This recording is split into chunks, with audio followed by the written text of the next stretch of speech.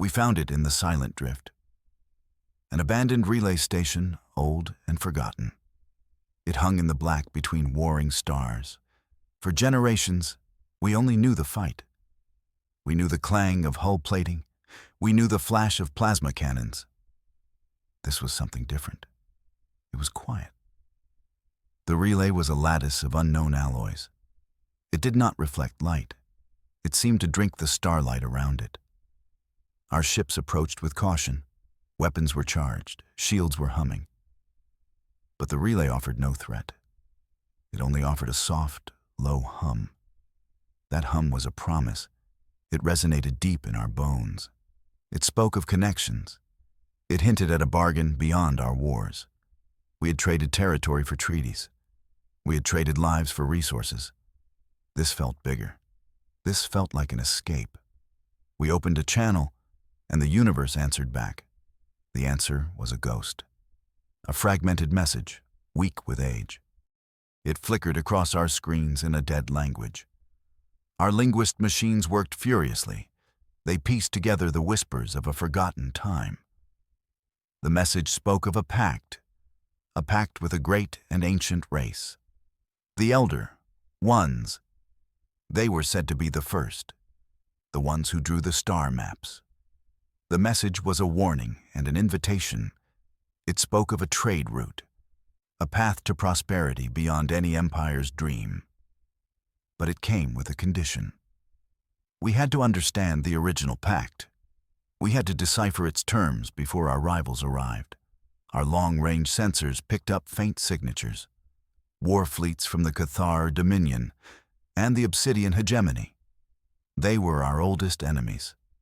They smelled the same opportunity we did. The race was on. We had to solve the puzzle of the Elder Ones.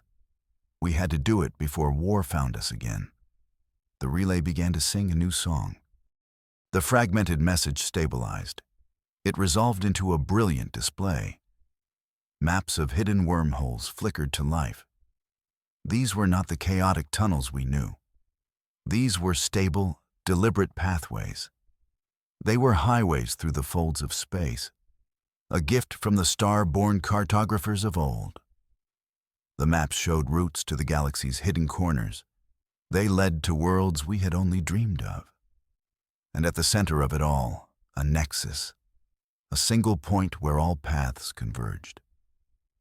The maps called it the Market of Light, a place of unimaginable wealth and knowledge, a place where anything could be traded. We plotted a course immediately. Our fleet, a collection of tired warships and hopeful explorers. We dove into the first wormhole. The journey was smooth, almost unnervingly so. The Elder Ones had tamed space-time itself. We emerged into a nebula of gold and sapphire. We were on the secret road. We were on our way to the market. Before we reached the market, we received a hail. It was an unsanctioned frequency. The signature was small, almost a ghost. A rogue collective identified themselves. They called themselves the Laughing Syndicate. Their ship was a mismatched collection of parts. It looked like it was held together by hope and wire. Their leader appeared on our screen, a creature of indeterminate species.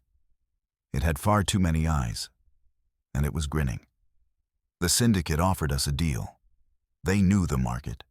They knew its customs and its dangers. They would guide us. They would protect us. In exchange, they wanted one thing, a joke. Not a weapon, not a resource, a joke. They explained the market ran on a strange currency, something our species had in abundance, laughter. They wanted our best one. They promised it would secure a peace we craved. Their offer was absurd, but their grin hid a deadly edge. We knew this was no simple jest. We needed allies. The Cathar and the Hegemony were still behind us. We knew they would not appreciate the market's customs. We needed more than just a guide. Our scans had found a convoy of Vorton miners. They were hauling rare resonance ores.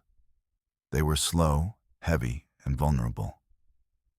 The Vortan were a proud and stubborn people. They trusted no one, especially not a species known for warfare. We opened a channel. We did not offer threats or demands. We offered protection. We offered a share of whatever we found at the market. We told them about the Laughing Syndicate's strange proposal. The Vortan captain, a being of rock and patience, was silent for a long time. He saw the logic. His ore could power engines and shields. Our guns could keep pirates away. He agreed to a fragile truce. Our fleets merged. Warships flying alongside bulky haulers. A strange alliance, fueled by desperation and a shared path. We had ore, we had guns. Now we just needed a punchline. Space ahead of us shimmered. Then it tore open. A rift of pure void appeared. It was not a natural wormhole. It was a wound in the fabric of reality. It crackled with dark energy. The lead Vortan hauler was caught in its gravity. Alarms blared across our comms network. The convoy was being pulled apart. Our star science officers were frantic. They said the rift was unstable. Firing weapons at it would only make it grow. The Syndicate's ship zipped forward. Their multi-eyed leader appeared again. "Resonance," it squawked. "You need to seal it with pure resonance." The Vortan miners had exactly what we needed. It was a desperate gamble. We had to tune the ore. We had to project a specific frequency. It had to match the rift's chaotic harmonics. One wrong note, and we would all be swallowed. Our engineers worked with the Vortan. Together, we turned a mining laser into a tuning fork. We fired a beam of pure sound into the void. For a moment, it got worse. Then, with a soft hum, the rift healed itself. The convoy was safe. Our new alliance was solidified. We finally arrived. The market of light was breathtaking. It was not a station or a planet. It was a cluster of floating stalls. Each one glowed with its own internal light. Ships from 1,000 different worlds drifted between them. The air, or what passed for it, hummed with trade. There was no shouting. There was no haggling. Only quiet, respectful exchange. The Laughing Syndicate guided us to an open berth. The stalls were run by vendors of every shape. Crystalline beings sold bottled nebulae. Gaseous entities offered whispers of forbidden knowledge. Beings of pure energy traded in star science. The currency was just as the Syndicate had said. Laughter. A single genuine laugh could buy wonders. We approached a vendor selling propulsion schematics. The designs could revolutionize our fleet. The vendor, a tall, insectoid creature, simply waited. Our chosen representative stepped forward. He told a simple story from our history, a tale of a general who tripped over his own sword during a victory parade. The vendor's mandibles clicked. A soft, chittering sound echoed. It was laughter. The schematics were ours. We had a new way to trade. The Syndicate's leader met us at the heart of the market. It was time to formalize our arrangement. They had guided us. They had helped us save the convoy. Now they wanted their payment, the promised joke. It was not just for them. It was for the market's keeper, a mysterious figure known only as the Jester. This joke would be our entry into the true galactic economy. It was a contract. We presented our offering, not a simple pun or a witty story. We gave them the concept of irony. We explained our own history, a species that perfected war, a species that sought peace through overwhelming force, a species that now stood in a market where the ultimate weapon was a chuckle. We traded the very idea of our violent past as a joke. The Jester, a shimmering being of pure light, appeared before us. It absorbed our offering. The entire market went silent. Then, a wave of something new washed over us. It was not sound. It was the feeling of a shared understanding. The jester's light pulsed with amusement. The pact was sealed. The terms, however, were more complex than we knew. The contract twisted like a paradoxical grin. We had our peace, but we were now its sole guardians. Our victory felt hollow. A new signal appeared on our long-range sensors. A massive fleet. It was larger than the Cathar and the Hegemony combined. They were not broadcasting any identification. Their ships were dark, silent predators. They moved in perfect formation, circling the market. Their silence was a warning. It spoke of a deeper hunger than conquest. The syndicate's leader turned to us. Its many eyes were wide with fear. "The audience," it whispered. "They do not trade. They only watch. And when a joke gets old, they heckle." The new fleet was not here for resources or territory. They were critics, and they had come for the show. The jester's contract was clear. We were responsible for the peace. This fleet was the ultimate test. They were not an enemy we could fight. Their weapons were not plasma cannons. Their weapon was silence. Their disapproval could shatter the fragile peace we had just built. The shadow of their fleet loomed over the market of light. Our greatest joke was about to be judged. The silence from the circling fleet was oppressive. It began to affect the market. Stalls flickered. The hum of commerce faltered.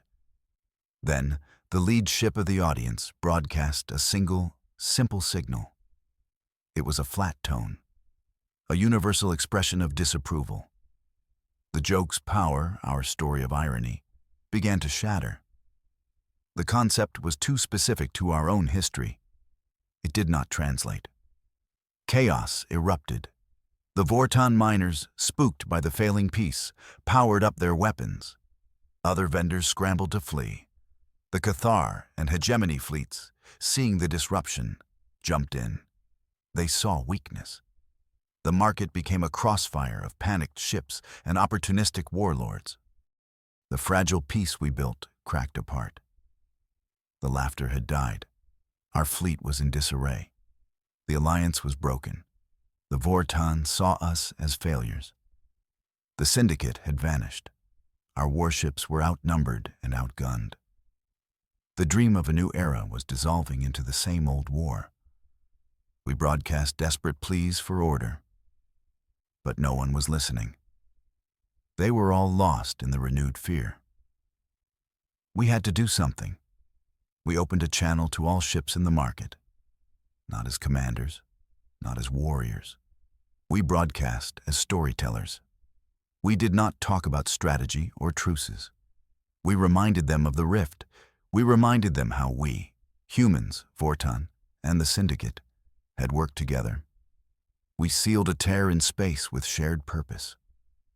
We retold the story not as a report, but as a legend. A moment of unity against impossible odds. The story resonated. A few Vortan ships lowered their weapons. A few market vendors stopped their panicked flight. It was not much, but it was a spark. A new hope kindled in the memory of a shared success. Our redemption would not come from a better weapon. It would come from a better story. The audience fleet remained silent. The Cathar and the Hegemony pushed their attack. They saw our broadcast as a sign of weakness. We needed a final gag. Something universal. Something that could not be lost in translation. Our linguists and scientists worked together. They analyzed the audience's flat tone of disapproval. It was not just a signal. It was a code. The tone was based on a mathematical constant, a universal truth. The audience saw the universe as a cold, logical place. Humor was a flaw in that logic. So we gave them a riddle wrapped in their own code. We broadcast a simple question on all channels. What is the last thing to go through a bug's mind when it hits your windscreen? The hostile ships paused. Their targeting computers tried to solve the query. It was a logical impossibility. It was data they could not process.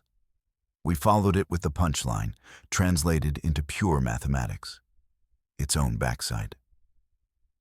The concept of an absurd, paradoxical loop, a nonsensical answer to a nonsensical question, was a virus of logic. Their weapon systems sputtered. Their engines flickered. The fleets were confused, disarmed by humor's code. The silence that followed was different. It was not the menacing silence of the audience. It was the stunned silence of the entire system. Then, from the audience flagship, a new signal came. It was not a flat tone. It was a complex waveform, a cascade of rising and falling notes. Our machines translated it. It was laughter. The Cathar and Hegemony fleets, leaderless and confused, retreated. We had done it. We had weaponized a bad joke. The market slowly came back to life. The vendors returned to their stalls.